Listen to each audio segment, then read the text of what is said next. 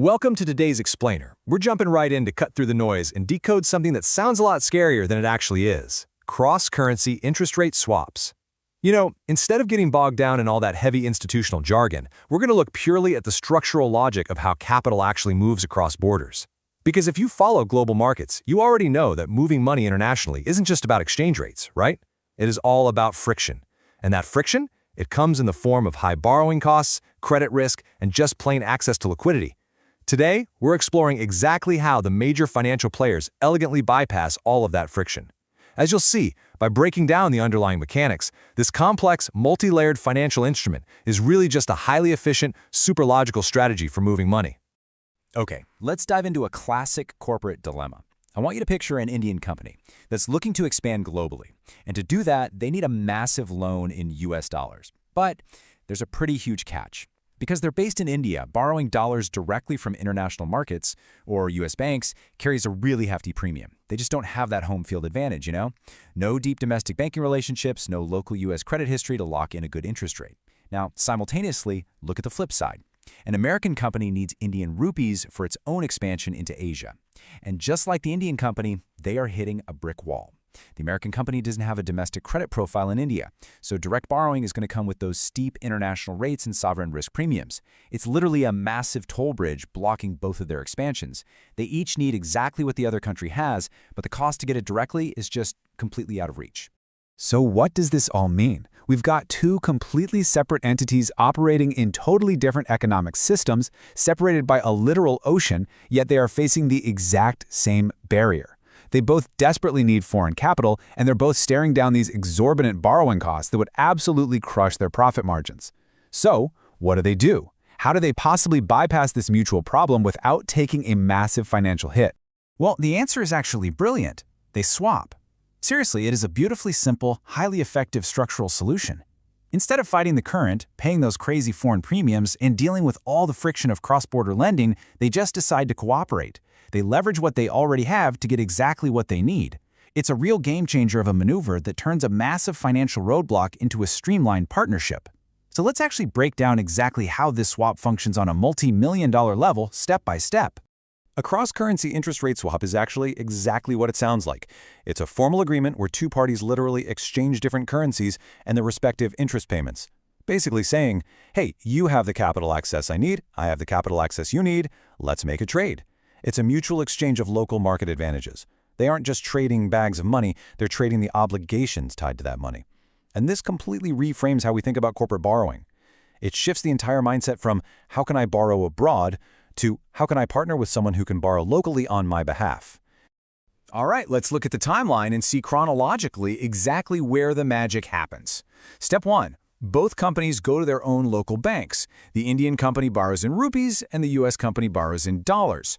By doing this, they're locking in the absolute lowest possible interest rates because they're using their established local credit.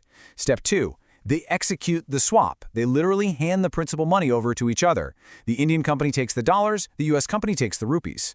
Step 3. As time goes on, the original loans still exist, right? So they swap the interest payments regularly. This ensures each party is covering the exact cost of the currency they're actually using.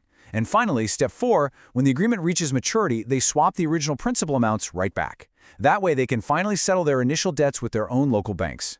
Now, the really crucial point here is the outcome of this exchange. It's immediate and it is incredibly efficient.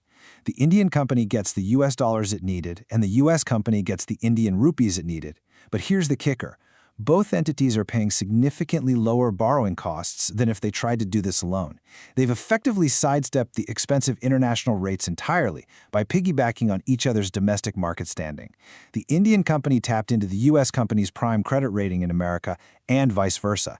It is an absolutely perfect structural win-win that fundamentally lowers the cost of doing global business.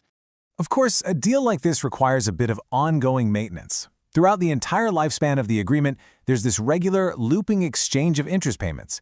The Indian company sends over funds to cover the US dollar interest rate, while the US company sends funds for the rupee interest rate.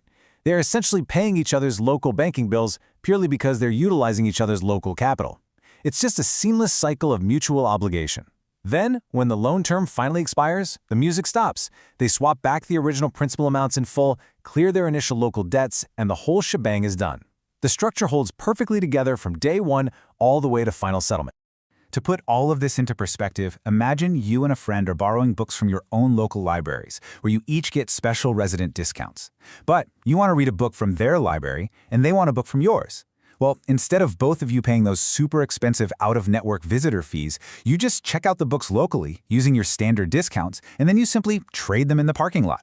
You read the books, you cover any late fees for each other while the books are in your possession, and eventually you hand them back so you can return them to your original libraries.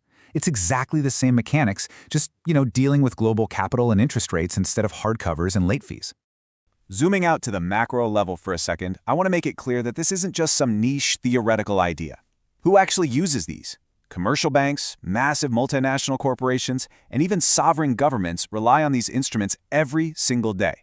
We're literally talking about the fundamental plumbing of the global economy here. When a mega corporation builds a factory overseas, or a government needs to stabilize its foreign currency reserves, there is no way they're just accepting inflated international borrowing rates. No, they deploy these exact swap mechanics. They find a counterparty, combine their home field advantages, and unlock institutional-level capital with maximum efficiency. So why do these massive players rely on swaps? It boils down to three core strategic reasons.